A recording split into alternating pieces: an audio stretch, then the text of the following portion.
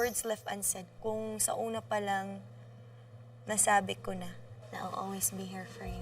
No matter what. Kimi! Kimi! Na, na, na, na, na. Meron ka bang ganun, te? Na may friends kang na ano mo na? Na parang wala ka ng contact, tapos naalala mo, ay, nagawa ko to with this person. Kinukontak ko pa rin sila. Lahat ng friends mo Pag kinukontak namimiss ko mo. sila. No, we don't get detached with the people who are genuine to you. Tungkol saan yung inyong sinulat na lyrics? Ay, It's all about friendship. Oras na muna para ilabas ninyo ang inyong nararamdaman sa ating huling bahagi sa ating rating room.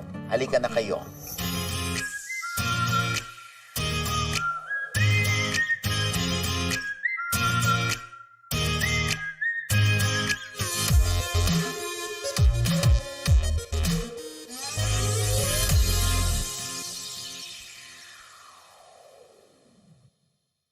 Dito sa rating room, bukod sa one-on-one chikahan, kailangan ding i-rate ng dalawang rising stars ang isa't isa. Depende sa katatapos lang na ganap nila.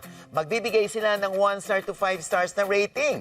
Pero hindi nila ito pwedeng pag-usapan at sa dulo na lang sila magkakagulatan kung magkatono ba o sintonado ang ratings nila para sa isa't isa.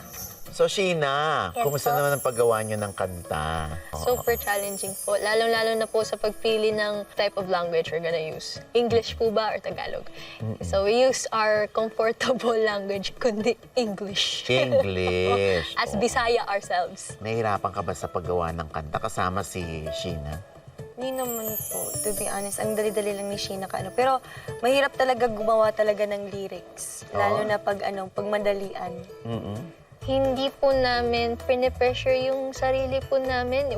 If kapag nangarag po kami, we do it simple words lang, simple na tono. Paano kayo nagkasundo sa topic? So yung idea po yung kinuha namin, it's all about friendship. Parang nagbalik tanaw nung we're kids, in childhood namin. Pero si Sheena, I think she's more, sa kanya galing yung hugot. I have a fear na in the long run, baka magkahiwalay po kami. Kasi we don't know what the future holds for us too. Kaya treasure ko lahat ng moments ngayon. And maybe through this song, to the katropais din na nanonood, baka it's a message for them to always bring back the memories with your friends or the people who you love. Anong reaction mo? Parang ikaw lagi iniisip ni Sheena na ikwento niya sa amin. Nakainis. Grabe kanyang i-look up. Natouch ako. Natouch lang ako kay Sheena kasi ang hirap makahanap talaga ng friends dito sa industry na to. And I'm so lucky. She's one of the genuinest person that I ever met here. And sobrang blessed ako na, alam mo, sa lahat ng tao na pwede niyang maging kaibigan, she chose to, choose me as her friend. And I'm so grateful with that.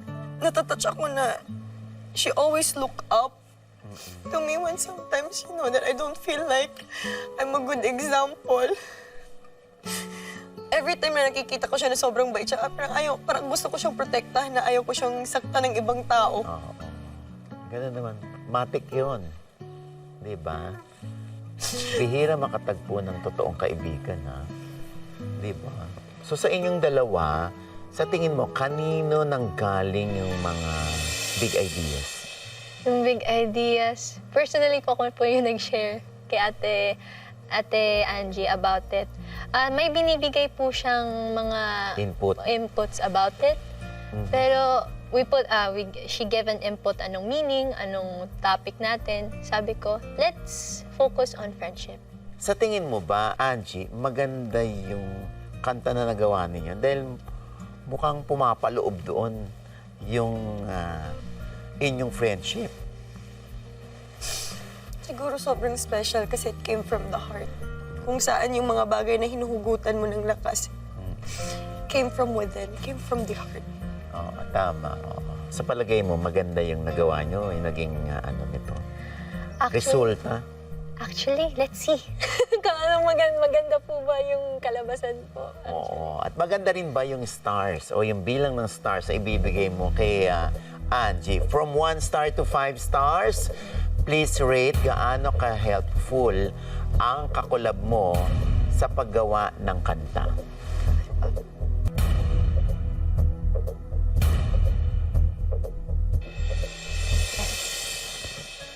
5 stars. Oh, bakit ang perfect? Ano po ang sarap katrabaho ni Ate Angie. Personally po, walang halong bola. Kasi sa kahit sa sobrang liit lang ng time na nagkasama kami ni Ate Angie, hindi naman po kami magkaibigan from the start na from the minute na nag-audition po ako. Wala po kaming ganun na moment. It's just that we just connected. Ilan naman ang ibibigay sa'yo ni Angie? Angie. Ayan. O, ang binigay ni Angie ay 5 stars. Oh. Hindi ko na itatanong kung bakit. Alam ko naman ang sagot. Maraming salamat sa Angie. O, isa kang tunay na kaibigan sa kanya. At siya rin sa'yo. Diba? Napakaswerte nyo sa isa't isa.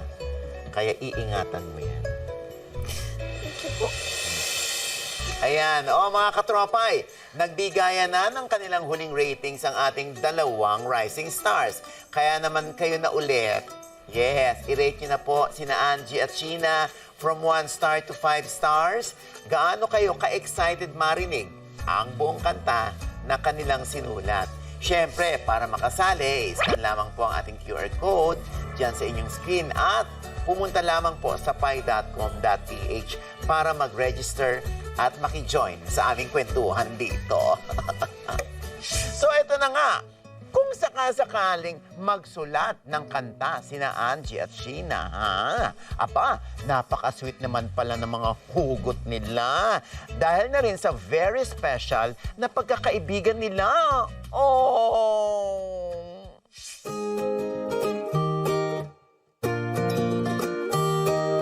Ay, nako, mga katropay! Ay, naku! Excited na rin ba kayo sa launch ng collab single ni na Angie at Sheena? Naku, eto na. Bongga yan for sure. Pero syempre, remember, bukod sa pagbuo ng kanta, sila rin ang bahala sa launch nito. At isa nga sa makakatulong dyan ay ang pagkakaroon ng kanilang music single artwork. Ito yung magagamit nila sa pag-promote ng kanilang music. O, pwede nila itong i-post sa social media at sa iba't ibang music streaming platform. Aba, paano nga kaya sila magkukulap pagdating sa pagdidesign nito, no? Mahirap ba yun? Yan ang ating titingnan sa ating pang-apat na ganap!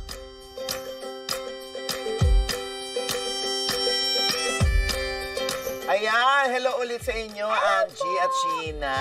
Hello po. Sana ay excited kayo sa ating pang-apat Yes. na ganap.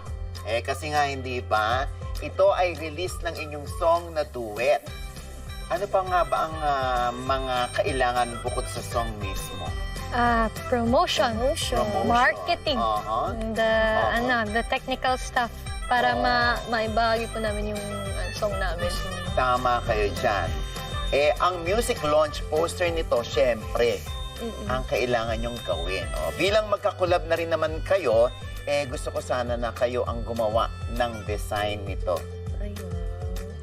Kerry? Kerry naman po. Ayan, meron kami mga inihanda na mga arts and crafts materials na pwede nyong gamitin. Pero bukod sa paggawa ng design, meron pa kayong kailangan pag-isipan. Okay. Yes, at yan ay ang title ng inyong kanta. Okay po. Kaya pag-isipan nyo mabuti at ilagay nyo na rin dyan sa design ninyo kung ano yung naisip nyo, kung ano yung gimmick nyo. Okay po. Diba? Sige, kung wala na kayong katanungan, maaari na kayo mag-umpisa. At syempre, aalis na muna ako ulit. Kinukulit na kasi ako ni Taylor at ni Bruno Mars. Gusto na naman sa Perry. Go! Ayan, Sige una kayo po. dyan, ha? Sige Doon muna po. ako sa kabilang studio. Sige po. Naku, Thank gaano you kaya po. kaganda ang design dito, ha? Naku, ha? Ang taas ng expectation ko, ha? Pwede ka na CV na eh. Kaya... Okay!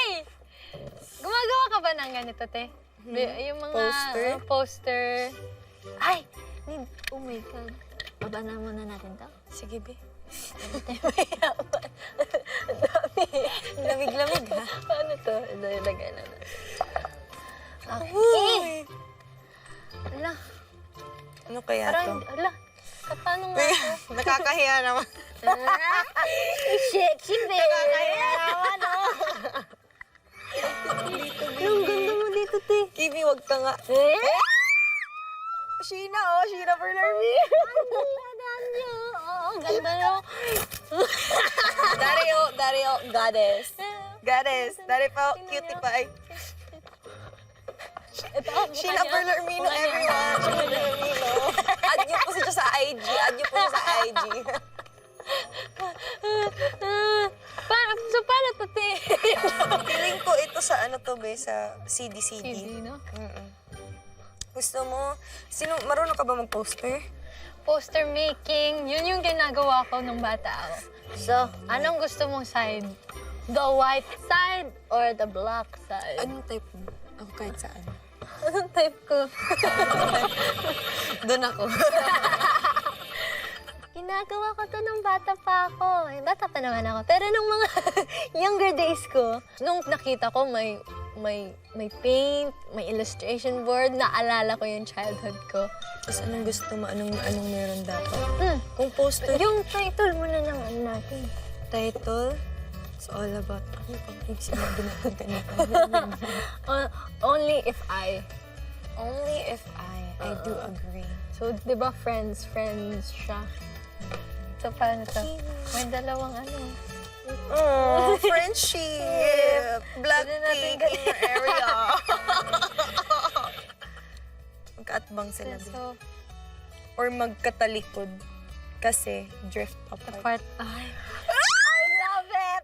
So when we saw the girls, so naisip na agad namin noon na yun yung gawin naming parang i-middle before the title. Cute. yan. Tapos, dapat yung parang quotation dito. Gusto mo lagyan ng mukha mo Tapos mukha ka ilalagay ko. Sige, tayo. Kasi meron pa tayo dito. Ganyan. Gawa muna tayo. Sige. So parang ano team natin? Parang Anong gusto grassy, mo? usual Grassy na pastel? Yung Type mo ba yan? grassy. May glitter pa tayo dito. Sige, gawa na tayo. Sa mga lettering, pwede natin gamitin to. Sige. Only if I muna. Ano ba? Marunong ka ba mag-draft? Ako hindi ako marunong. So Gusto mag-drawing din tayo ng butterfly. Kasi may flowers. tao